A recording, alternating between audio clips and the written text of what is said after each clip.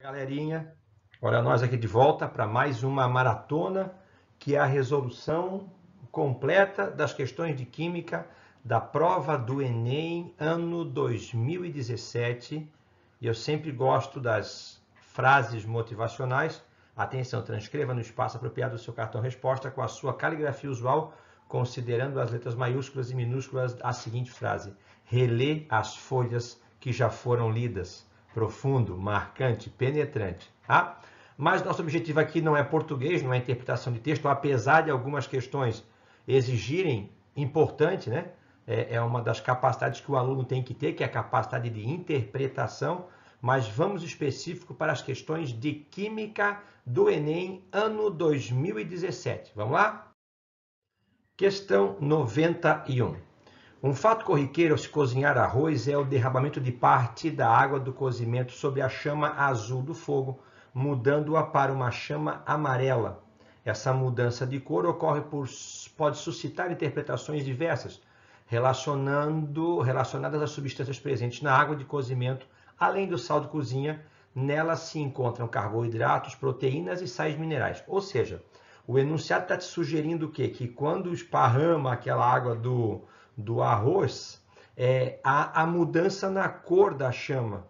A mudança da cor da chama, ele quer saber se isso é associado ao sal de cozinha, à água, à proteína, a carboidrato, a sal mineral.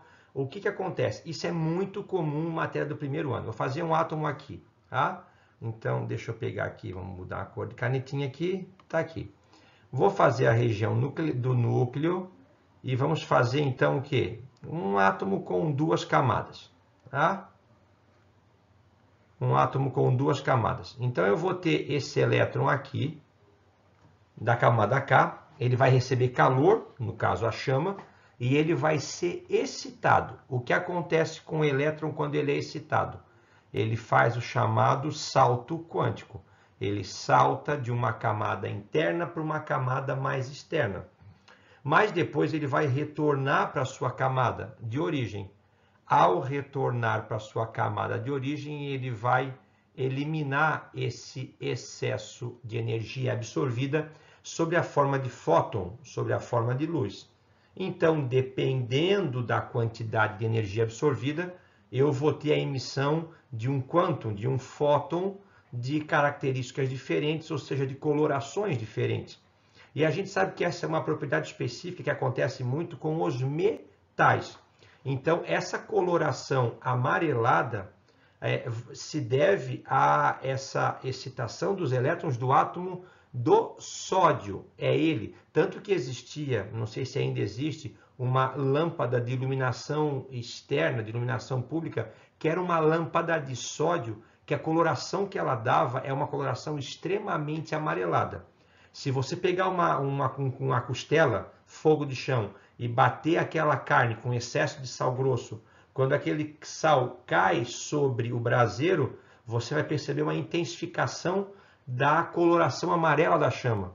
Então, essa alteração da cor se deve à excitação dos elétrons do átomo de sódio. Letra A, deixa eu ver aqui. A reação do gás de cozinha com o sal, volatilizando o cloro. Não é o ametal que faz isso, é o metal. Letra B, a emissão de fótons, que é luz, pelo sódio, excitado por causa da chama. Resposta certa, letra B. Tranquilo? Matéria do primeiro ano, saltos quânticos, ok? Questão 95. A farinha de linhaça dourada é um produto natural que oferece grandes benefícios para o nosso organismo. A maior parte dos nutrientes da linhaça encontra-se no óleo dessa semente, rica em substâncias lipossolúveis. Uma substância lipossolúvel é, na verdade, uma substância hidrofóbica. Aquilo que se solubiliza em gordura é porque não se solubiliza em água. Ou seja, quem é hidrofóbico é lipossolúvel. E então, com a elevada massa molecular. E outro critério que a gente sabe é que quanto maior é a cadeia carbônica, quanto maior é a massa molecular ou a massa molar, tá? Eu vou ter um aumento no ponto de ebulição e um aumento no ponto de fusão. Então, eu estou falando ali de uma molécula que ela é o quê? Que ela é apolar, tá? Porque ela é lipossolúvel ou consequentemente hidrofóbica, que tem elevada massa molecular, ou seja, a molécula grande. E moléculas grandes aumentam o aumento do ponto de ebulição e do ponto de fusão. A farinha também apresenta altos teores de fibras proteicas insolúveis em água, a celulose, vitaminas novamente lipossolúveis e sais minerais hidrossolúveis. Considerando o esquema que resume um processo de separação dos componentes principais da farinha de linhaça dourada, eu quero saber o óleo de linhaça será obtido em qual fração? Tem lá resíduo 1, resíduo 2, destilado 2, resíduo 3, resíduo 4, destilado 1. Onde é que está o óleo de linhaça? Vamos lá então. Ó, esse óleo está aqui. Esse óleo é rico em substâncias lipossolúveis. Então, ele vai ser um óleo que? Um óleo apolar. E de elevado ponto de ebulição, já que a sua cadeia ela é grande, de elevada massa molecular. Vamos lá então. Então aqui eu tenho na primeira etapa o produto in natura, que é a farinha de linhaça. Adição de éter etílico seguido de agitação. Estou usando um solvente que é o éter etílico. Eu vou escrever aqui, o éter etílico é esse aqui, é o etoxetano. CH2O, CH2, CH3. Esse é o éter etílico. Se você olhar para a molécula assim, você vai imaginá-la como sendo apolar, tá? Mas a gente sabe que o oxigênio, olha lá, ó, o oxigênio ele apresenta pares de elétrons não compartilhados no átomo central que alteram a geometria de linear para angular, só que levemente angular. Então eu vou fazer assim, né? Tá? Ó, mais ou menos assim. Então o éter ele não é uma molécula total, não é uma molécula polar, mas ela é uma molécula de baixíssima polaridade. Entenderam? Porque assim, ó, eu vou separar os componentes da farinha de linhaça. Eu estou usando primeiro um solvente que é o éter etílico. Se eu não souber qual é a polaridade desse éter, eu não sei quem é que ele vai arrastar com ele. Mas qual que seria a lógica? Ademir, eu não consigo me lembrar, não lembrei do éter. Vamos continuar acompanhando. Olha só. Então, ó, houve uma filtração. Então, quem se dissolveu no éter atravessou o filtro. Quem não se dissolveu no éter ficou preso no resíduo. Então, eu vou ver que esse resíduo aqui, ó, eu vou ver que o resíduo que atravessou o filtro, desculpa, o resíduo que ficou preso no filtro era aquilo que não ficou dissolvido no éter. E em seguida ele foi dissolvido, olha lá, ó, eu usei depois um solvente que foi o quê? A água. Então percebe que para esse resíduo número 1, eu já estou usando a água. E a água você tem que obrigatoriamente, porque a água é assim, né? Ó, ela vai seguir o mesmo princípio do éter. Só que o éter eu vou trocar esse hidrogênio por um radical etil e esse outro hidrogênio por um outro radical etil. Então eu tenho um éter etílico. Mas como a molécula é muito maior, essa angulação que a geometria molecular tem, ela fica pequena para conferir uma elevada polaridade. A água, já eu tenho aqui então os dois pares sobrando, a água é extremamente polar. Então, mesmo que você não lembrasse que o éter é uma molécula de baixíssima polaridade, você vai ver que no outro lado da separação eu estou usando a água. Então, eu estou indicando que para esse caminho eu estou usando um solvente polar e para o outro estou usando um solvente apolar. Então, pessoal, eu vou fazer aqui, ó. Eu vou esquecer esse caminho aqui, ó. Eu vou esquecer esse caminho. Por quê? Porque esse caminho do número 1 ali, é um caminho que praticamente eu vou estar caminhando para as moléculas polares, com exceção do resíduo 2, né? Porque o resíduo 2 não foi dissolvido em água. Então, o resíduo 2 poderia ser também. Vamos para o lado de cá. Então, eu tive esse extrato etéreo, que é a fase orgânica. Então, já me leva a pensar no óleo, porque o óleo é um composto orgânico. que foi o que foi filtrado pelo éter. Aí eu vou destilar. Destilar significa que eu vou aquecer até que a substância de menor ponto de ebulição ela mude de estado físico e eu tenha no final um resíduo que é a substância de maior ponto de ebulição. Então percebe que o destilado 1 aqui, o destilado 1 será a substância apolar de menor ponto de ebulição. E o resíduo 4 aqui vai ser a substância apolar de maior ponto de ebulição. Justamente é o que eu estava procurando. Estava procurando aquela substância que fosse apolar de maior ponto de ebulição. No caso, me sobrou o resíduo 4. Eu vou lá e marco a resposta certa, a letra E. É essa que eu estou procurando. Tranquilo? Vamos em frente. O biodiesel é um biocombustível obtido a partir de fontes renováveis que surgiu como alternativa ao uso do diesel de petróleo para motores de combustão interna. Ele pode ser obtido pela reação de triglicerídeos presentes nos óleos vegetais e gorduras animais, entre outros, e álcoois de baixa massa molar, como metanol ou etanol, na presença do catalisador, de acordo com a equação química. Então, a função química que presente no produto que representa o biodiesel é... Então, ó, pessoal, a gente sabe, isso aqui é ponto passivo, né? Que quem vem depois da setinha vai ser o biodiesel. Essa molécula aqui é extremamente conhecida da gente. Que função química ela pertence? Essa molécula, como ela tem OH preso a carbono saturado, ela é um álcool. Como ela tem 3 OHs, ela vai ser o quê? Um triálcool. Ela é o propanotriol, que a gente conhece como glicerina. Tranquilo? Então, o biodiesel é isso aqui, ó.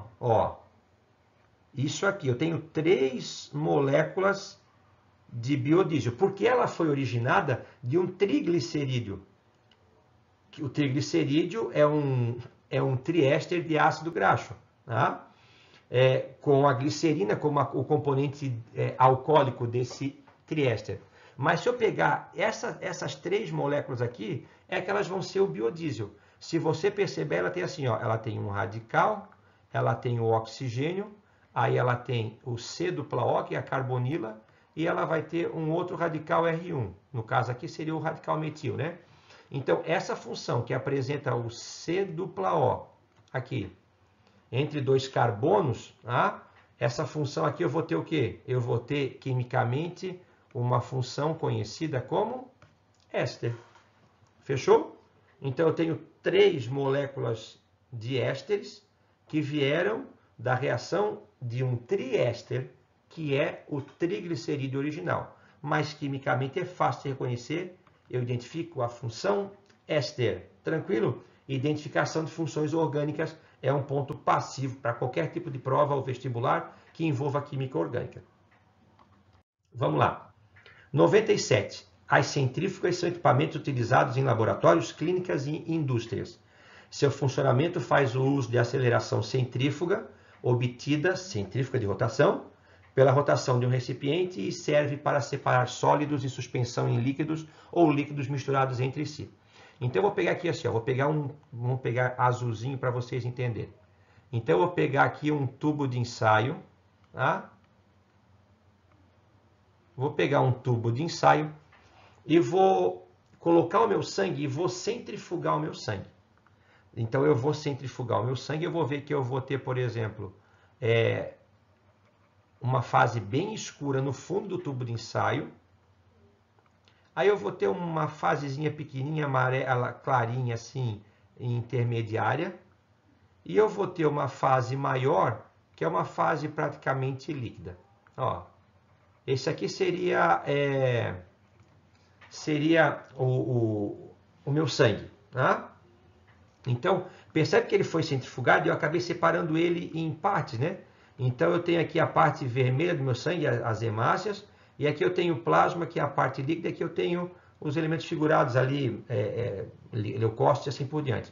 Se perceber, eu vou fazer um chute aqui assim. Eu tenho 60% de plasma e 40% de elementos de células. Então, o meu hematócrito corresponde a 40%. Ok? Então, o que aconteceu? Quando eu centrifuguei o meu sangue, aqueles elementos que eram mais densos, eles sedimentaram. de maneira bem rápida. Eu não poderia aguardar o sangue meu naturalmente sedimentar, porque ele iria coagular. Então, eu aplico um anticoagulante e já centrifugo, que é para acelerar o processo de sedimentação. Então, na verdade, a separação das substâncias, por que a parte líquida ficou em cima, o plasma, e a parte celular ficou para baixo? Por quê? Porque as células são mais densas. Então, a separação ali aconteceu por diferença de densidade. Alternativa certa, letra A. Fechou? Vamos embora. 99. A figura mostra como é a emissão de radiação eletromagnética para 5 tipos de lâmpadas: haleto metálico, tungstênio, mercúrio, xenônio e LED. Diodo, emissor de luz. Para quem não sabia o que significava a palavra LED, Light Emitting Diode, ou seja, diodo emissor de luz. As áreas marcadas em cinza, olha no gráfico ali em cima, tudo que é cinza indica a energia liberada pela lâmpada. As linhazinhas pontilhadas mostram a sensibilidade do olho humano aos diferentes comprimentos de onda. Ultravioleta e infravermelho são as regiões, respectivamente, que correspondem àquela sigla. Um arquiteto deseja iluminar uma sala com uma lâmpada que tenha boa iluminação e que não deixe o ambiente superaquecido. Se você perceber aqui, ó, e eu traçar para cá, ó, uma reta, aqui também, ó, opa, se eu traçar uma reta, dentro dessa linha que eu fiz está o espectro de luz visível. Percebe que para acima do violeta eu já não consigo mais enxergar, a ultravioleta, e nem abaixo do vermelho, o infravermelho também não consigo mais enxergar. Tá? Como é que eu vou saber? Então assim, ó, vamos lá. Uma lâmpada que tem uma boa iluminação é aquela lâmpada que vai conseguir, então, estimular bem os meus olhos. Então, o gráfico ali, pessoal, eu vou fazer aqui embaixo. O gráfico pontilhado, ele é mais ou menos assim, né? Eu tenho uma grande curva aqui e eu tenho uma segunda curva aqui. Então, o que eu quero é que eu não tenho cinza aqui, é que o meu gráfico ali, ele consiga preencher o máximo possível dessa região, que é a região de luz visível, tá? Então, se você olhar ali, por exemplo, o haleto metálico, ele deixa um grande espaço não preenchido de estímulo aqui. O tungstênio, ele praticamente nessa faixa aqui, ó, de frequência de onda, ele também não estimula nada. A lâmpada de mercúrio deixa um baita de um buraco aqui e o xenon deixa muita região. Então, se eu olhar aqui, eu vou ver que o LED, ó, eu vou pintar aqui, ó, o LED é a lâmpada que mais preenche a linha pontilhada, que é a sensibilidade do olho humano. Então, eu tenho uma tendência, eu já tenho certeza que é o LED a lâmpada que mais estimula a sensibilidade do olho humano. Eu não sei se ela é a que menos aquece. Então, para responder essa questão, você tem duas possibilidades de ter certeza. Uma é saber de duas informações prévias. Quando você tem uma estufa de alimento ou uma estufa de granja, tá? Quando você tem aquelas cabines de pintura de automóveis, o automóvel tem um monte de lâmpada lateral para secar mais rápido a pintura do automóvel. Alguns carrinhos de pipoca têm uma lâmpada intensa em cima que mantém a pipoca aquecida. Essa lâmpada não é uma lâmpada convencional, é uma lâmpada de aquecimento, tá? É uma lâmpada de secagem. E essa é uma lâmpada que emite infravermelho. Essa frequência do espectro eletromagnético, ela tem uma grande capacidade de aquecer a matéria.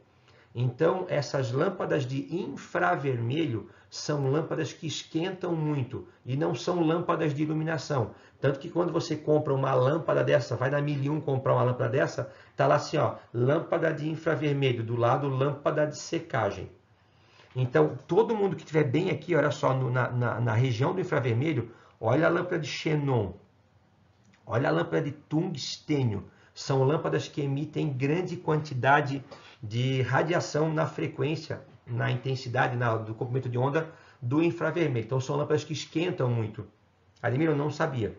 Eu não sabia que uma lâmpada de infravermelho era uma lâmpada que esquentava. Como é que eu vou saber? O que é a lâmpada de tungstênio? Lembra aquela lâmpada de incandescente que tem aquele filamento que não se vende mais? Ah, aqui tinha a parte que conectava no plug, aqui tinha o bulbo de vidro. Ah, aquela lâmpada de filamento, aquela lâmpada de incandescente era a lâmpada de tungstênio, o filamento era de tungstênio. Então a gente sabe que aquela lâmpada esquentava pra caramba, entendeu? Então você tinha duas maneiras de resolver esse exercício. Ou você lembra que o tungstênio é uma lâmpada que esquenta muito, e você olha para o gráfico do tungstênio aqui em cima. Cadê meu negocinho? Você olha para o gráfico do tungstênio, você percebe que ele vai estimular muito aquela região do infravermelho, e você correlaciona que quanto mais estímulo no infravermelho tiver, mais quente vai ser essa lâmpada. Ou você lembra que as lâmpadas de infravermelho são as lâmpadas de secagem, as lâmpadas de aquecimento e não de iluminação. Mas também ficou mais fácil de saber que era o LED, letra E, tá? Porque incomparavelmente ela é a lâmpada, que é a lâmpada de luz emitida por diodo, que mais estimula aquela região em que os nossos olhos são capazes de captar a luz visível. Resposta certa, letra E. Questão 100. Partículas microscópicas existem na atmosfera, funcionam como núcleos de condensação, que agregam o vapor de água, que sob condições adequadas de temperatura e pressão, propiciam a formação de nuvens e, consequentemente, a chuva. Lembra? Ó, então eu vou fazer aqui assim, deixa eu botar aqui. Ó, eu tenho aqui um monte de moléculas de vapor d'água. Estão aqui, vapor, aleatórias. Tá? Estão aqui elas. Então, de repente, se eu tiver aqui no meio, pessoal, olha só, uma molécula que consiga atrair, então essa molécula ela vai agregar, ela vai condensar. Ela começa a agregar, a atrair essas moléculas de vapor d'água. Daqui a pouco eu consigo condensar um número significativo de moléculas, e aí eu vou fazer ela deixar de ser vapor e passar para ser líquido, e ela vai precipitar, ela vai chover. Então essas moléculas auxiliam no processo de formação da chuva. No ar atmosférico, tais partículas são formadas pela reação de ácidos HX, mais a base, que é um gás, amônia, NH3. De forma natural ou antropogênica, isso naturalmente ou feito pelo homem, antropogênico, dando origem a sais de amônio. Então essa reação, está ali embaixo, né? Vai originar o NH4X, alguma coisa de amônio. Se aqui o ácido for o HCl, o sal que eu vou ter aqui vai ser o cloreto de amônio. Se ali for o ácido carbônico, eu vou ter o carbonato de amônio. Se for o ácido nítrico, eu vou ter o nitrato de amônio. Então não interessa quem é o X, interessa que ele vai ser um ânion e que o cátion é o amônio. A fixação de moléculas de vapor d'água pelos núcleos de condensação ocorre por... Eu já falei que isso aqui é um sal, né? O NH4X. O sal é um composto iônico, mesmo não tendo metal. Essa é uma exceção, né? Porque a interação é tão grande, é tão polar a amônia, que ela se comporta como de maneira iônica, mesmo não tendo metal. Então eu sei que aquele NH4X, ele é um composto iônico, então ele vai originar um cátion, que é o cátion amônio, e vai originar um ânion que depende do ácido HX que vai reagir. Então aqui eu vou ter um composto do tipo o quê? Aqui eu vou ter um composto do tipo iônico. A gente sabe que a molécula de água H2O é uma molécula covalente, ela é polar e ela faz interação do tipo ligações de hidrogênio. Então esse composto iônico ele vai atrair a molécula de água. Eu quero saber qual é o nome dessa atração. Ela é uma atração entre um composto iônico e uma molécula covalente polar. As moléculas covalentes polares, elas têm polos mesmo, polos permanentes, polos verdadeiros. Então, ela é uma molécula de polo. Então, a interação que eu vou ter não é uma ligação iônica. Interação de polo é uma molécula de água puxando outra. Tá? Dipolo induzido para moléculas apolares. Eu vou ter uma interação íon, que é do sal de amônio, dipolo, que é da molécula de água. A alternativa certa letra D. Fechou? Vamos embora. A técnica de carbono 14 permite a datação de fósseis pela medição dos valores de emissão beta desse isótopo presente no fóssil.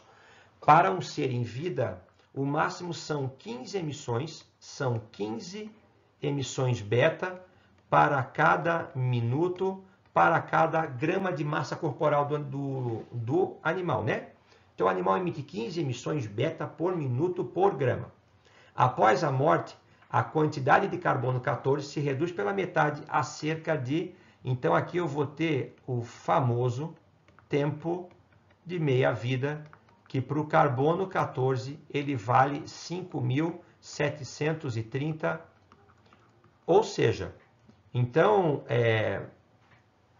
ele emite 15 betas por minuto por grama. Depois de 5.730 anos, ele vai emitir 7,5 partículas beta por minuto por grama. Depois de mais 5.730, a metade de 7,5, 3,75, né, se eu não estiver errado, e assim sucessivamente. A cada intervalo de tempo regular, a massa da amostra radioativa reduz pela metade. Consequentemente, a quantidade de radiação que ela emite também se reduz pela metade. Considera-se um fragmento fóssil de massa igual a 30 gramas. Então, eles encontraram um fragmento de um animal, de um fóssil, de 30 gramas, num sítio arqueológico, e a medição de radiação apresentou, eles foram medir esses 30 gramas e ele emitiu 6.750 emissões beta por hora. Se essa massa fosse viva, quanto que ela emitiria? Vamos lá, ela emite 15 para cada minuto, mas ali ele foi contado em 1 hora. Então eu vou multiplicar por quanto aqui? Eu vou multiplicar por 60, porque 1 hora são 60 minutos. Vezes ela emite 15 para cada grama. Porém, a amostra que eu pesquisei tinha 30 gramas, então eu vou ter 30. Eu vou calcular quanto é que essa amostra teria nesse momento atual, antes de morrer, porque depois que morrer, ela não consegue mais absorver do ambiente, porque parou o metabolismo, ela não absorve mais nenhuma matéria do ambiente, então ela vai simplesmente, não vai repor e vai apenas começar a emitir o material, a radiação, e reduzir a sua massa por intervalos de tempo regulares, que é o tempo de meia-vida. Então eu vou ter o que ali? Deixa eu botar para não errar, porque eu tenho medo de errar aqui. Eu tenho 15 vezes 60 vezes 30 igual 27.000. 27.000 emissões de partículas beta. Tranquilo? Vamos lá. Se passar agora 5.730 anos, essa amostra, essa emissão irá se reduzir. Reduzirá a metade. Que dá quanto? Quanto que é a metade disso aqui? A metade é 13.500 emissões. Tranquilo? 13 mais 3, 26, 27. Passados mais 5.730 anos, ou seja, mais um tempo de meia-vida, essa amostra radioativa decairá pela metade, que dará ao meu, então, o quê? 6.750 emissões de partícula beta, que é o número que o enunciado me trouxe. Ou seja, para chegar nesse valor, passaram-se 2 meias-vidas, que para o carbono equivale a 5.730 vezes 2, eu vou ter 60, 2 vezes 7, 14, vai 1, eu vou ter então o quê? 11.460 anos é um tempo estimado para essa amostra fóssil. Fechou? Vamos embora que tem mais para a gente fazer. Isso aqui é massa, legal. Olha lá. A figura mostra o funcionamento de uma estação híbrida de geração de eletricidade movida por energia eólica, dos ventos, e biogás. Essa estação possibilita que a energia gerada no parque eólico seja armazenada na forma de gás hidrogênio, usado no fornecimento de energia para a rede elétrica comum e para abastecer células de combustível. Mesmo na ausência de ventos por curtos períodos, essa estação continua abastecendo a cidade onde está instalada, pois... Então, olha só, galera, vou pegar aqui em cima. Olha que legal a ideia, como a ciência ela é formidável. Vou pegar aqui, tem vento, olha lá, ó. Então, o vento vai fazer o quê? Vai girar esse parque eólico, tá? Vai girar esse parque eólico produzindo corrente elétrica. Percebe que essa corrente elétrica ela é levada para a rede de distribuição e vai para a casa da cidade. Mas uma parte dessa energia elétrica ela é levada para esse reator que vai produzir hidrogênio. Então, eu estou híbrido, misto, duplo. Eu estou usando parte da energia dos ventos, mandando direto para as unidades de consumidoras pela rede de distribuição, e uma parte está indo para um reator produzir gás hidrogênio, produzindo hidrogênio. Esse hidrogênio aqui ele vai ser então armazenado. E esse hidrogênio pode ser vendido como combustível. Boa. Mas esse hidrogênio que foi produzido a partir da energia obtida pelo parque eólico, ele vai para uma válvula misturadora junto com o biogás. Essa mistura, então, hidrogênio e biogás, vai para uma planta mista, para uma usina, que vai, então, queimar essa mistura de biogás com hidrogênio. Essa queima eu vou aproveitá-la para destinação para calor, para uma energia térmica, e vai produzir novamente corrente elétrica. Então, é por isso que parou o vento, não tem mais vento. O que aconteceu?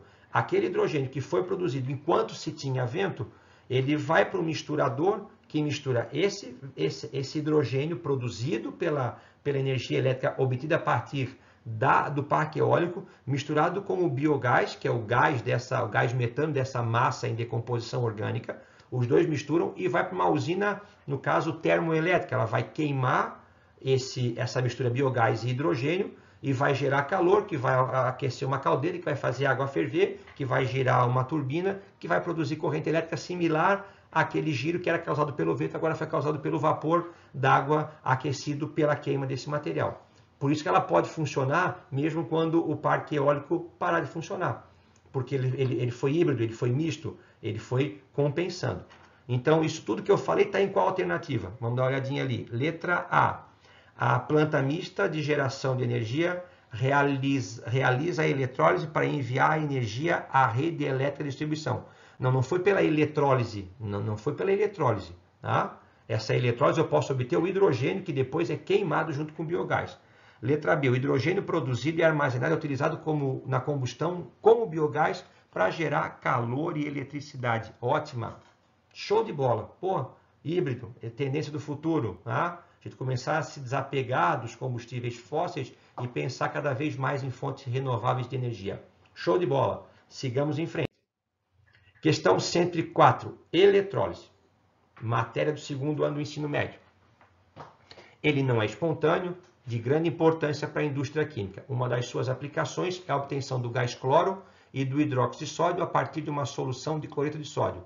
Nesse procedimento, utiliza-se uma célula eletroquímica, como foi ilustrado. Como é que a gente aprendeu isso com vocês? Eu pedi que a gente fazia assim, quer ver? Ó, no segundo ano, lembra? Ó, eu vou ter aqui, deixa eu ver como é que eu vou fazer uma tabelinha aqui para a gente, rapidinho.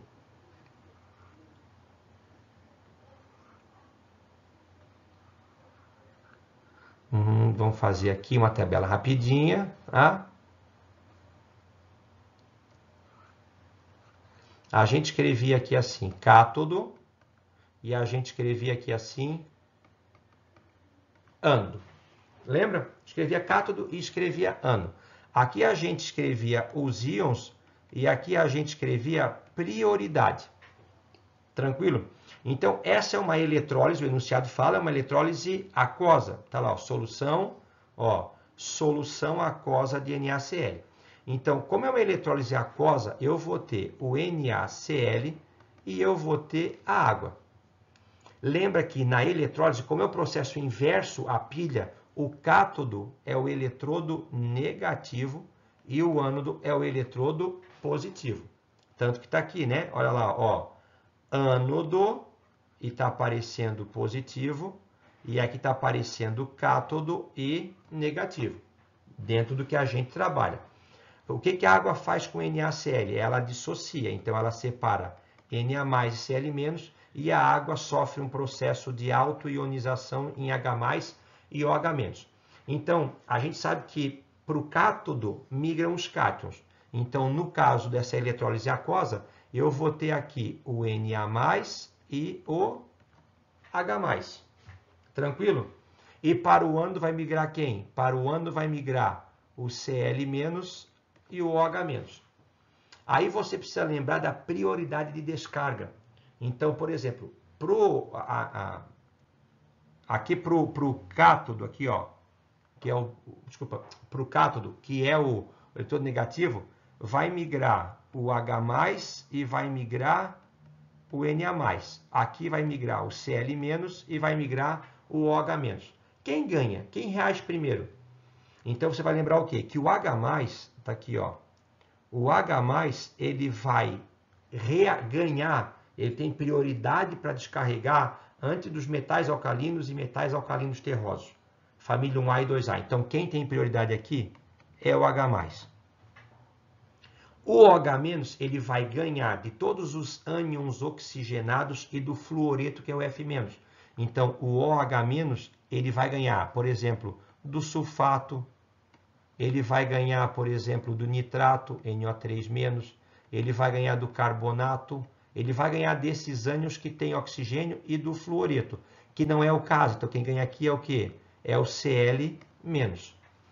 Então, o Cl- no ânodo vai oxidar e o H+ no cátodo vai reduzir. Então, por exemplo, eu vou ter o quê? Eu vou ter a semi-reação anódica.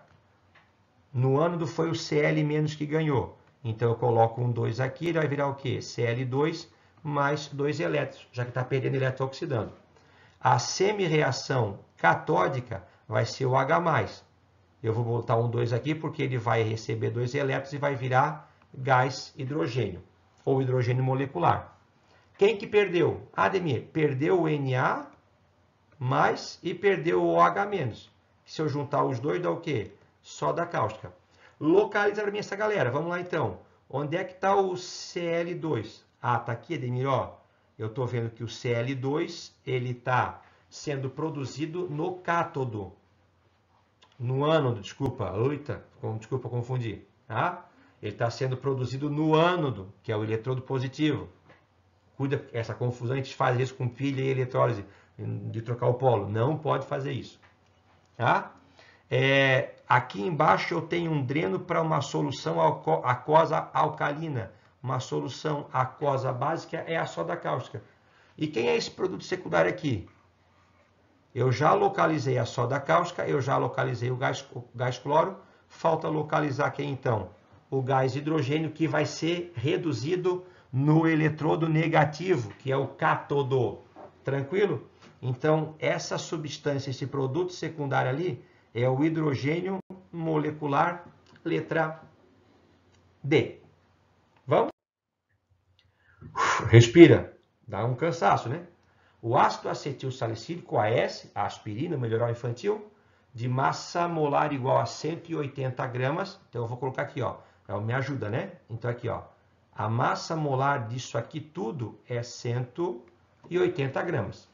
É sintetizado a partir da reação do ácido salicílico, tá aqui, já me ajuda também, sua massa molar é 138 gramas para cada mol, com anidrido acético, utilizando o ácido sulfúrico como catalisador, e ainda tem como subproduto o ácido acético encontrado no vinagre. Fechou? Após a síntese, o AS é purificado e o rendimento final é de aproximadamente 50%.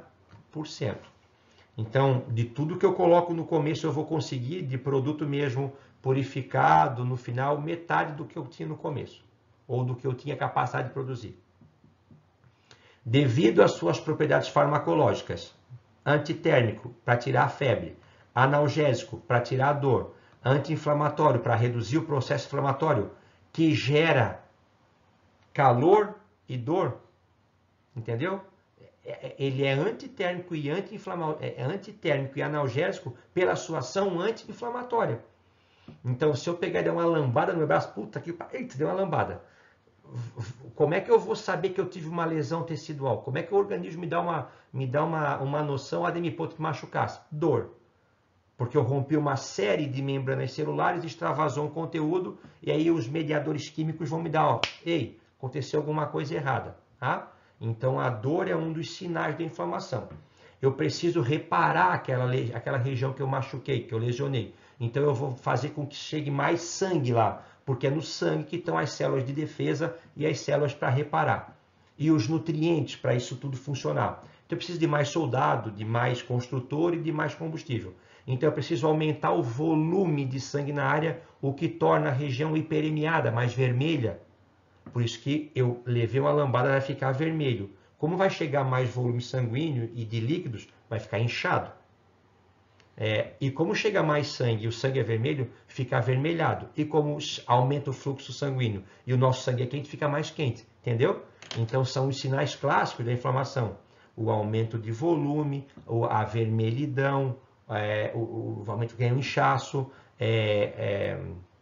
a dor e a cor. Então, se você tem um anti-inflamatório, tudo isso foi desencadeado por uma lesão na membrana celular que desencadeou uma série de mediadores químicos que estimularam o processo inflamatório. Então, você rompendo com o anti-inflamatório diminui o inchaço, diminui a dor, diminui a vermelhidão. E o ácido acetilsalicílico, ele tem um efeito antitrombótico, porque ele também inibe ou dificulta a agregação plaquetária.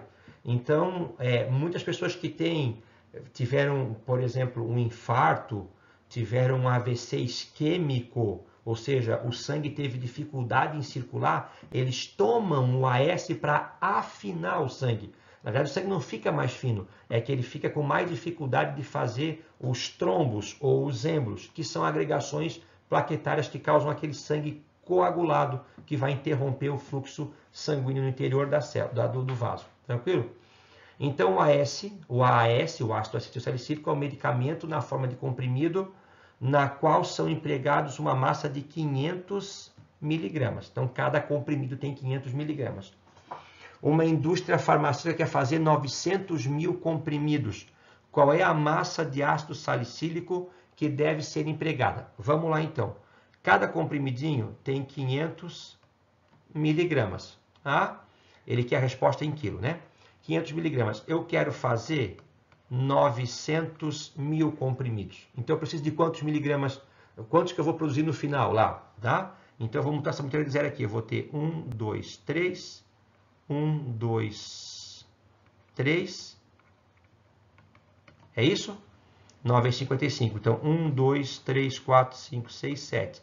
1, 2, 3, 1, 2, 3, 4, 5, 6, 7. Fechou? Eu tenho 400 miligramas. 450 milhões de miligramas. Vamos lá, então. Se eu tirar 3 zeros, eu vou ter em grama. Se eu tirar mais 3 zeros, eu vou ter em quilograma. Então, eu vou precisar produzir 450 quilos. Tá? Eu vou precisar de 450 quilos de ácido acetil salicílico. Vamos lá, então. Minha regra de 3. Com 138 gramas de ácido salicílico, eu consigo produzir 180 gramas de ácido acetil salicílico. Então, para eu produzir 450 quilos, eu vou precisar de X quilos aqui. Tranquilo? Vamos usar a calculadora aqui para não dar besteira. Então, eu vou ter 138 vezes 450 igual dividido por 180. Eu vou precisar, então, de 345 quilos de ácido salicílico. Isso eu precisaria se a minha reação rendesse 100%. Tudo isso que eu comprasse, fizesse a reação, me desse 100% de produto. O exercício me fala que eu vou render só metade. O que você faz se você sabe que você vai produzir alguma coisa e só consegue render a metade do que você deseja? Você compra o dobro, né? Então, eu vou fazer o que aqui? Eu vou fazer vezes 2 e eu vou ter aqui 690 quilos. Resposta certa, letra D. Tranquilo? Vamos embora. Fala, galera. Deu uma paradinha aqui, fui tomar uma aguinha, fazer um xixizinho, já estou de volta. para a gente na sequência, uma questão 116, que é uma questãozinha para achar o ΔH daquela reação, que é a reação que eu uso numa siderúrgica para obtenção do ferro gusa, a partir da redução do ferro metálico com a presença de monóxido de carbono, está ali o enunciado, mas é aquela questão típica da lei de Hess, ou seja, eu tenho que descobrir o ΔH dessa primeira equação química, e eu dou 3 equações para que, a partir dessas 3, eu simplifique elas, alcance a que eu não sei ΔH, e aí eu consigo encontrar o ΔH pelo mecanismo que a gente descreveu nas aulas de Química, como calcular o ΔH pelo método da lei de Hess. A gente aprendeu por entalpia de formação, por entalpia de ligação e pela lei de Hess. Como é que eu resolvo isso aqui? Deixa eu pegar aqui, ó, equação número 1. Percebe na número 1, qual é a substância que está no número 1, está na equação que eu procuro ΔH e que não se repete nas outras. Vamos ver aqui, ó, Fe2O3. Nessa equação que me interessa, não aparece essa substância, então esquece ela. CO, monóxido de carbono. Ele me interessa, está aqui, ó. Mas ele também aparece na segunda e também aparece na terceira. Ele não é exclusivo dessa primeira equação. Então, deixa para depois. O ferro está aqui, ó, 2Fe, mas eu quero 1Fe, ok? Então, essa primeira equação, a substância que me interessa é o ferro metálico. Só que eu não quero 2 mols, eu quero apenas 1. Então, eu vou pegar a primeira equação aqui e vou dividi-la inteira por 2. Então, eu vou ficar com o quê? Meio mol Fe2O3 mais 3 meios CO, produzindo Fe mais 3 meios CO2. ΔH vai ser igual, já que eu dividi todos os participantes por 2, eu vou dividir também o ΔH, que vai dar quanto? Menos 12,5 kJ. Percebe o negócio aqui, ó. Com essa minha simplificação por 2, eu consegui do lado do produto 1 mol de ferro metálico. Exatamente o que eu procurava aqui em cima. Então, para o ferro, está resolvido. Vamos para os outros. Deixa eu pegar aqui agora, então, equação número 2. FeO, óxido ferroso. Me interessa? Pode, me interessa, está aqui, ó. FeO. Só que eu não quero 3 mols, né? Como está aqui, ó. Eu quero apenas 1 mol. Então, eu faço o quê? A mesma lógica da de cima. Só que agora eu vou dividir por 3. Então, ao dividir 1, eu divido todos os outros participantes, incluindo ΔH. Então, eu vou ter o que aqui agora? Eu vou ter FeO mais 1/3 de CO2 mais 1/3 de Fe3O4 mais 1/3 de CO. ΔH vai ser igual a menos 12 kJ. Já que eu dividi 1, eu divido todos pelo mesmo coeficiente. A terceira equação, a número 3, ela vai me servir para simplificar o que eu quero excluir, que não aparece na equação principal. Eu vou tomar assim, pessoal, olha só, aqui, ó, eu tenho aqui, ó, Fe3O4, 2 mols. Eu tenho aqui, ó, Fe3O4, mas eu tenho 1/3 de mol. Então, eu tenho, ali eu tenho 2 Fe3O4, mas na equação de cima eu tenho 1/3 de Fe3O4. Então, eu preciso simplificar isso, eu preciso anular esse com esse, desde que estejam na mesma quantidade. Como é que eu faço para o 2 ser igual a 1/3? Basta eu dividi-lo por 6, porque 2 dividido por 6 dá o quê? Dá 1/3. Então, eu vou pegar essa minha terceira e última equação e eu vou dividir todo mundo por 6. Olha só, vou ficar com quanto? 2 dividido por 6, eu vou ter o quê? 1/3 Fe3O4 mais 1/6 CO2, produzindo 1/2 Fe2O3 mais 1/6 CO. ΔH vai ser igual a mais 47 dividido por 6 igual 7,8. Mais 7,8 kJ. Fechou? Então, vamos ver se eu, simplificando essas três equações aqui, eu vou chegar naquela equação que eu estou procurando ΔH. O que é que eu posso cortar aqui? Ó? 1 meio Fe2O3 no produto, 1 meio Fe2O3 no reagente. 1 terço Fe3O4 no reagente, 1 terço Fe3O4 no produto. Opa, tá dando certo. Vamos ver aqui, ó. Aqui eu vou somar, ó, porque eu tenho CO2 e CO2. Tá?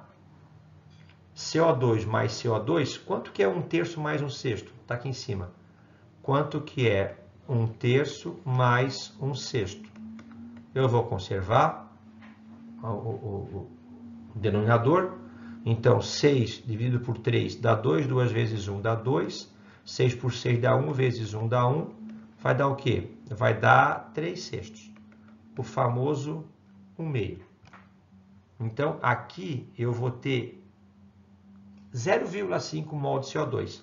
Aqui eu tenho quanto? Ó, aqui eu tenho 3 meios. Tá? Fechou? Então, quanto que eu tenho aqui? Eu tenho 0,5, que é 1 meio. Do lado do produto eu tenho quanto? Eu tenho que aqui, eu tenho 3 meios, que é 1,5. Então, esses dois juntos aqui dá 0,5, que dá 1 meio. Lá eu tenho 1,5, então quando eu descontar os dois, vai me sobrar apenas o CO2, anulando com esses daqui. Tranquilo? E o CO, a mesma coisa. Ó, eu tenho 1 terço aqui e 1 sexto. 1 terço mais 1 sexto dá 3 sextos, que dá 1 meio, que dá 0,5. Aqui eu tenho quanto? 3 meios, que é 1,5. Então, eu também anulo esse CO com esse CO. Tirando esse meio, vai sobrar o quê? 1 CO. Então, sobrou quem aqui? Aqui sobrou o FeO, mais quem? Mais o CO, produzindo Fe mais CO2. Óxido ferroso está aqui. 1 mol de monóxido de carbono está aqui. 1 mol de ferro metálico está aqui. 1 mol de CO2 está aqui. Então, eu consegui, simplificando a equação, chegar na equação que eu queria. Então, o meu ΔH vai ser a soma do ΔH das etapas anteriores. Eu vou ter o que aqui? Menos 12,5 menos 12, eu vou ter... Cadê minha caneta? Eu vou ter menos 24,5 mais 7,8. Então, vamos lá. 8 para chegar a 15, eu vou ter 7. Emprestou 1, eu vou ter 6. Eu vou ter 16,7. Tranquilo?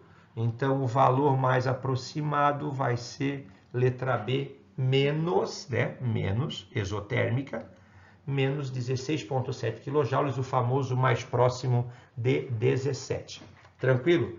Sigamos em frente, quase 1 hora de revisão, mas é assim, a prova é extensa, eu aproveito para comentar. A invenção do LED azul, que é a luz emitida por diodo, permite a geração de outras cores para compor a luz branca, permitiu a construção de lâmpadas energeticamente mais eficientes, mais duráveis do que as incandescentes e fluorescentes. Em um experimento de laboratório, pretende associar 2 pilhas em série, ó, palavrinha importante, eu vou associar 2 pilhas em série de LED azul, para acender uma lâmpada de LED azul que tenha 3,6 volts. E aí eu tenho aquilo tudo ali montado. Pessoal, o que é ligar em série? Ligar em série é ligar uma na bundinha da outra. Olha lá, ó, vou fazer aqui assim, né? Ó.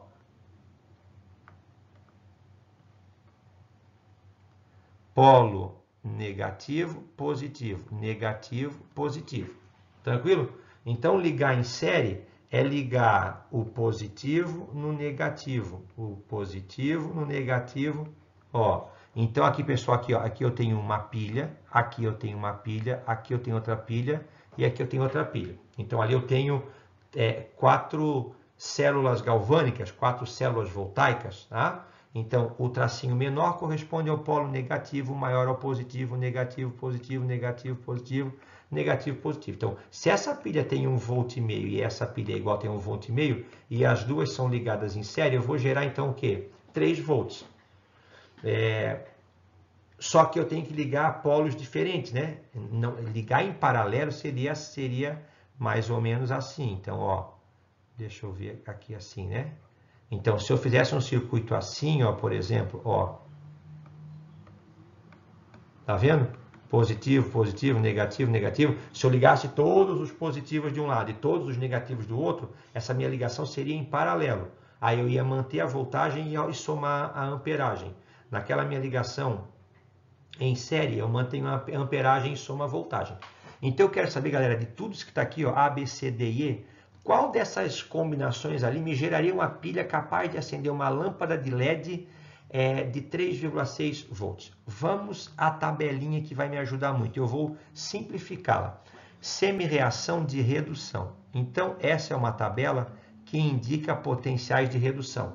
Percebe que ela está em ordem, então, o quê? Decrescente. Então, ela está indo da redução em direção à oxidação. Quem é o elemento que tem maior potencial de redução? Eu vou simplificar. Vai ser o sério, tá ali, tá? Ó, sério 4+, mais um elétron, formando sério mais 3. Depois vem quem? Depois vem o Cr2, O7, 2-, que desculpa, dicromato, entendeu? Então, dicromato Cr2O7. Depois vem quem? Depois vem o níquel e depois vem o zinco. Tranquilo? Então, olha só, qual é a lógica desse exercício? Como é que eu vou entender isso aqui? Primeira coisa, eu preciso que a pilha seja assim, né? É um polo que oxida, o outro que reduz. Aí o que reduz tem que estar conectado com quem oxida e o outro que reduz. Ou o contrário. Entenderam? Eu tenho que ter um polo negativo ligado no polo positivo, para que eu possa fazer a ligação. E aí o que acontece? Vai sair um fio do polo que está oxidando, o outro fio do polo que está reduzindo, e os dois vão se conectar e vão acender a lâmpadazinha de LED. Entendeu? Então eu tenho que ter essa disposição. Reduz, oxida, ou oxida, reduz. Vamos lá. O zinco, pessoal, aqui, ó.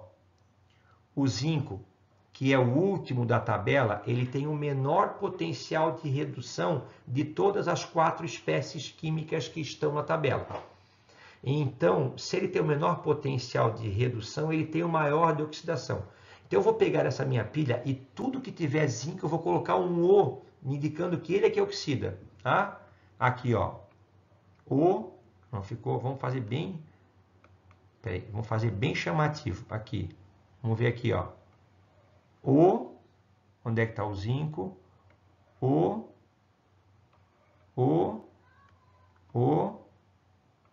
e O. Não interessa com quem ele esteja ligado daqueles outros 3 elementos químicos. Ele vai sempre oxidar. O sério, o primeiro, tá? É o que tem o maior potencial de redução. Então, ele, consequentemente, vai em contato com os outros metais, ele vai sempre reduzir. Então, aonde tem Ce, eu vou colocar um Rzinho. Re, Re, Re, Re e Re. Fechou? Vamos lá então, agora vamos para dedução. Então, se o sério reduz, é porque o níquel faz o quê? Oxida. E se o zinco oxida, é porque o dicromato faz o quê? Reduz. Se o sério reduz, é porque o dicromato oxida. Se o zinco oxida, é porque o níquel reduz. Tá? Vamos ver aqui. Se o sério reduz, é porque o dicromato oxida. Se o zinco oxida, é porque o níquel reduz. Então, vamos lá. Eu já posso descartar alguém daqui? Vamos ver aqui. Ó, aqui eu tenho reduz, oxida, oxida, reduz. Então, eu estou ligando aqui, ó, os 2 polos que oxidam. Então, essa pilha não está ligada em série. Vamos descartar. Ó, aqui eu tenho novamente aqui, tá vendo? Ó, quem oxida é o ânodo, é o polo que? Negativo, é o eletrodo negativo.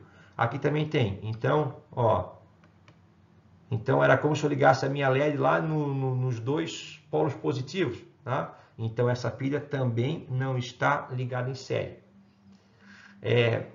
Vamos ver aqui, ó. Essa aqui eu tenho, deixa eu mudar aqui agora. Na pilha letra B, eu tenho o níquel e o dicromato. O níquel com o dicromato reduz e o níquel oxida. O níquel oxida e o dicromato reduz. Novamente, eu estou ligando aqui dois polos idênticos, não é ligação em série. Ligação em série é o positivo com o negativo, positivo com o negativo. Sobrou, vamos ver aqui então. Vamos ver se é a letra D. Deixa eu ver aqui. Como é que eu sei agora quantos volts vai gerar essa pilha? Então, deixa eu mudar aqui. Aqui eu tenho uma pilha feita de sério com dicromato. Então, essa primeira célula galvânica aqui, ó, ela vai gerar uma voltagem. Essa segunda célula galvânica vai gerar uma outra voltagem. Como é que funciona aqui? Eu pego o potencial maior e desconto do menor. Então, uma célula de sério com dicromato vai me gerar ali, então, mais 166, mais 161, menos 133, vai me gerar 0,28 volts. É isso? De 33 para 61, 28. E uma pilha feita de níquel e zinco, o maior menos o menor, vai me gerar ali, então... Não, peraí. Deixa eu não me confundir, não. Capaz de eu confundir e perder uma questão dessa aí toda ainda. Opa, peraí. Ponto 76 menos ponto 25 igual 0,51. Como as duas estão ligadas em série, porque eu tenho positivo, negativo, a voltagem vai ser a soma das duas, que vai dar 0,79 volts. Muito longe dos 3 volts que eu preciso. Então, só sobra a letra C, né? Mas vamos conferir. Então, olha só, eu tenho ali embaixo o dicromato com o níquel. Deixa eu mudar aqui. O dicromato com o níquel, o dicromato reduz e o níquel oxida. O dicromato reduz e o níquel oxida. Ficou ro-ro. Então, ficou reduz, oxida, ou seja, ligado em série. Vamos ver, então. A primeira eu tenho o sério e o zinco. Então, o potencial do dúvida da conta ali, eu vou ter o maior menos o menor, 1,61 mais 0,76 igual 2,37 volts. Essa é a voltagem gerada pela primeira célula galvânica. A segunda eu vou ter uma de dicromato com níquel. Então vai dar 1,33 menos 0,25 mais 0,25 vai dar então a segunda, que é de Cr2O7 2 menos mais o níquel. Eu vou ter a voltagem de 1,58 volts. Então, mais 1,58 igual. Essa pilha vai gerar 3,95 volts. Ou seja, uma pilha que está ligada em série vai gerar uma voltagem necessária para acender a lâmpada de LED.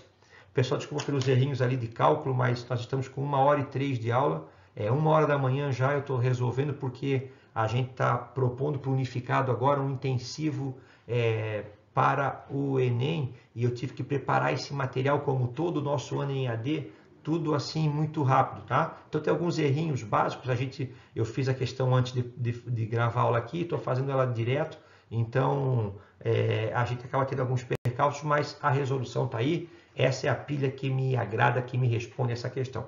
Vamos para frente. Vamos lá, então. Diversos produtos naturais, questão 120, podem ser obtidos de plantas por processo de extração. O lapachol é da classe das naftoquinonas. Sua estrutura apresenta uma hidroxila enólica. Pessoal, o que é um enol? Onde é que está a caneta aqui? O enol é aquele composto que tem uma ligação dupla e nele está preso uma hidroxila. Uma hidroxila enólica com pKa igual a 6. pKa... Lembra que é a maneira mais de um número positivo, né? Não positivo, mas número de indicar a acidez. Lembrando que ele é o menos logaritmo da concentração, menos o logaritmo da constante de ionização ácida, da constante de acidez, do Ka. Tá? Então lembra que quanto menor for o Ka, maior é o pKa. Ou seja, quanto mais fraco for o ácido, maior é o Ka. Quanto menor for o Ka, maior é o pKa. Porque fica assim, né? Por exemplo, então, se o Ka for 10 na menos 3, o pKa vai dar 3. Se o Ka for 10 na menos 9, o pKa vai dar quanto? Vai dar 9. Porque é expoente, passa para frente, já tem o menos. Então, tá vendo? Ó, se eu pegar aqui o ácido 1 e o ácido 2, qual deles é o mais forte? Ademir, pô, 10 na menos... Os dois são fracos, né? Mas 10 na menos 3 é um número maior que 10 na menos 9. Então, esse de cima aqui é o ácido mais forte, ou menos fraco. Então, ele tem um pKa de 3, ou seja, são ao contrário a interpretação. Tá? Paranã, paranã, paranã, considere taranã, em que Ka é a constante ácida da reação de ionização do Lapachol.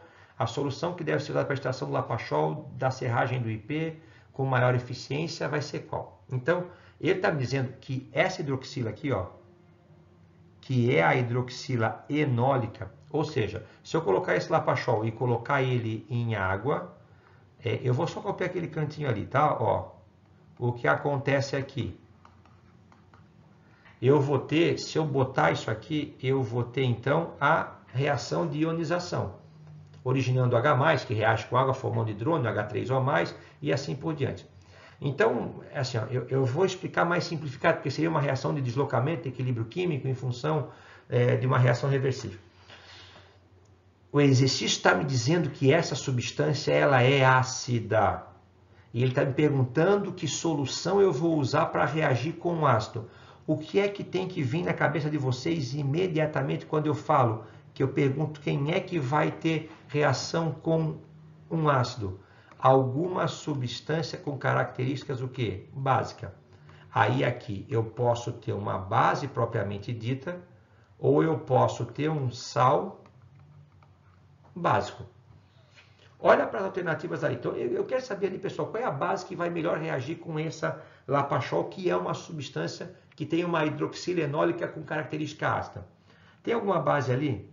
Eu tenho aqui o que? Na2CO3, uma solução tampão de ácido acético acetato com pH 4,5. Pessoal, se eu estou procurando por uma base ou um sal básico, uma base ou um sal básico misturado com água, o pH vai ficar acima de 7. Então, essa letra B aqui eu já vou descortar porque é uma outra substância ácida. NaCl, a Na2SO4, HCl também é um ácido. Eu não estou procurando por ácido, estou procurando por uma solução básica. Me sobrou 3 sais.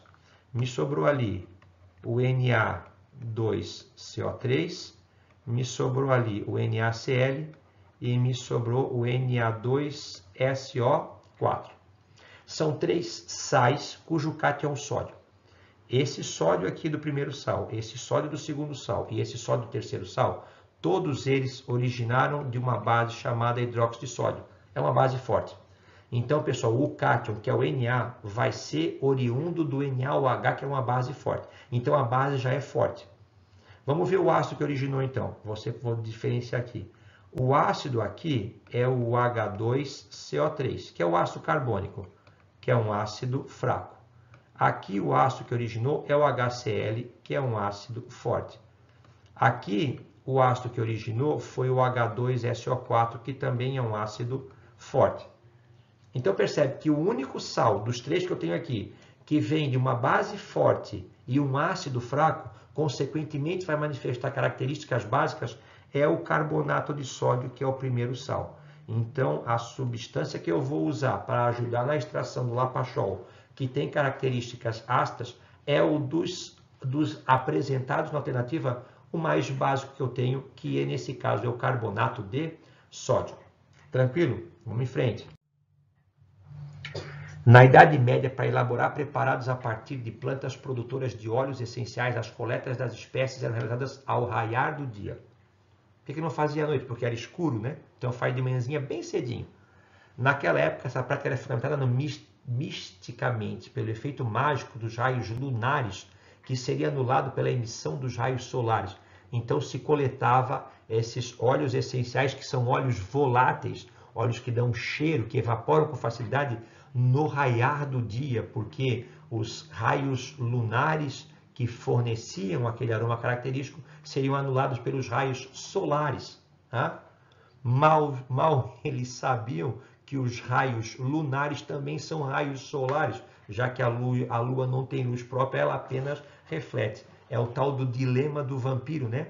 O vampiro não pode se expor à luz do Sol, mas ele se expõe à luz da Lua, que não é da Lua, é do próprio Sol. Há um dilema existencial na vida de um vampiro. Tá? Com a evolução da ciência, foi comprovado que a coleta de algumas espécies ao raiar do dia garante a obtenção de material com maiores quantidades de óleos essenciais. Pessoal, vamos raciocinar. Por que não vamos pensar no místico, tá? Então, seria bom colher à noite, mas é mais difícil colher à noite. Então, eu pego logo de manhã que está mais fresco, menos quente. Ou seja, se eu esperar chegar ao meio-dia, que vai estar muito quente, esses óleos essenciais eles vão evaporar. Então, eu vou coletar uma planta, sei lá o que é ali, uma espécie vegetal ali, que vai ter menor quantidade desses óleos essenciais, porque eles volatilizaram com o passar da manhã e a temperatura se elevando de maneira cada vez mais intensa. Então, qual alternativa se encaixa com isso que eu falei aqui? Deixa eu ver aqui. Letra A, volatilização superficial. Pronto. É a letra A. Tá? É por isso que me interessa colher de manhã cedo, porque está menos frio.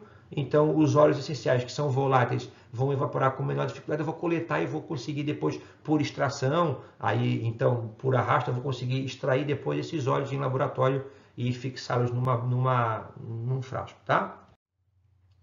126.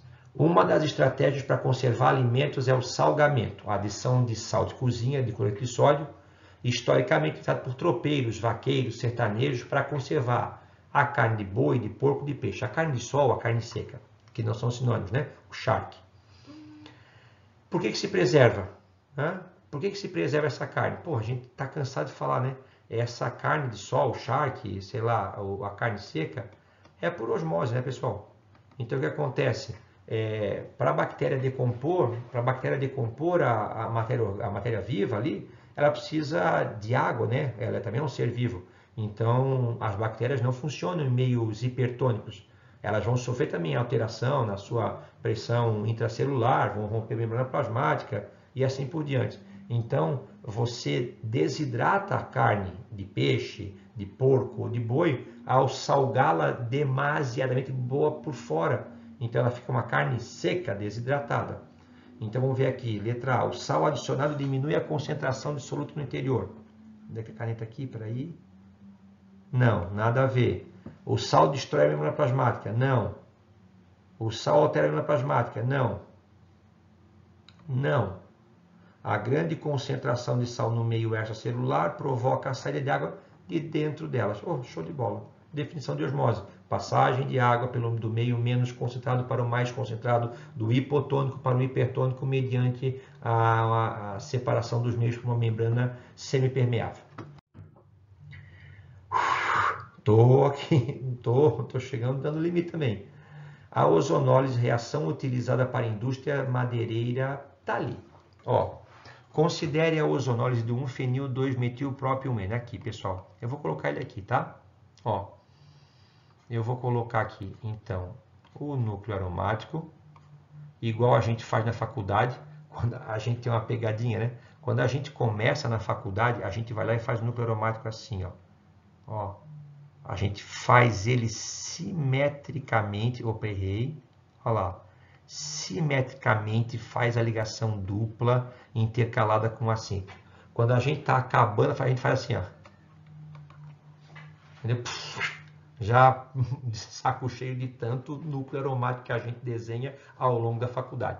Então eu vou copiar aqui esse composto que foi descrito no enunciado. Está aqui. Vem para cá e faz uma dupla. Tá? Então, nós vamos fazer a ozonólise. Quando eu dou aula de ozonólise, qual é o macete para fazer ozonólise? É simplesmente você quebrar a dupla e colocar o oxigênio. Simplesmente você quebra a dupla e coloca o oxigênio. Tranquilo? Então, você vai separar a dupla e vai quebrar e vai colocar o oxigênio. Ademir, esse composto ele tem 4 duplas. Porém, a gente sabe disso, é bem comum, né? Que essas duplas do núcleo aromático elas estão em ressonância. Então elas dão elevada estabilidade ao núcleo aromático. Então não vai ser nelas que eu vou mexer. Eu vou mexer, pessoal, deixa eu mudar a cor aqui, ó. Eu vou mexer nessa dupla aqui. Então eu vou quebrar aquele composto. Olha ali, eu vou fazer aqui, ó. Ó, vamos copiar bonitinho o núcleo aromático, como ele está ali. Olha lá. Ele veio para cá. Aqui eu tinha um carbono e ele fazia uma dupla. E eu vou fazer aqui, pessoal, eu vou copiar aqui, ó, mais, olha lá, eu vou quebrar aquela dupla, aqui eu tinha um C e ele fazia isso aqui ali. Vocês perceberam que eu separei aquele composto na dupla, mas não foi na dupla do núcleo aromático, que estava em ressonância. O que eu faço simplesmente aqui? Eu venho simplesmente aqui e boto um oxigênio e boto um oxigênio. Aqui eu tenho um CH3, aqui eu tenho um CH3. O carbono é tetracovalente, ainda me falta o que aqui? Um H. Tá? Olha só, que função é essa aqui? C dupla OH é um aldeído. Quem é essa estrutura aqui? Ah, essa estrutura aqui é o benzeno. Então, somos dois numa coisa só. Aqui eu tenho benzaldeído. Quem é que eu tenho aqui? Ah, aqui eu tenho o C dupla O entre dois carbonos. Aqui eu tenho uma cetona. Quantos carbonos ela tem? 3. Então, ela é o quê? Prop. Ligação entre os carbonos é uma ligação o quê? Simples. Então, ela é o quê? Propanona. Então, a ozonólise do 1-fenil-2-metil-prop 1-eno vai originar como produtos principais o benzaldeído e a propanona, alternativa certa, letra A. Penúltima questão. A cromatografia em papel é um processo de separação que baseia-se na migração para... o que é cromatografia? É muito comum. Em papel é a mais simples que tem e a gente usa no laboratório para exemplificar o que significa a cromatografia. Então, pessoal, só eu vou pegar aqui, ó. Eu vou pegar aqui um becker, tá? Eu vou pegar aqui um becker e eu vou colocar aqui uma solução. Vamos dizer que seja álcool etílico, tá? Então, eu vou pegar aqui do lado, deixa eu botar aqui para a gente marcar. Vou pegar um papel filtro, por exemplo, filtro de café. E eu vou colocar ali um corante de alimento verde, tá? Fechou?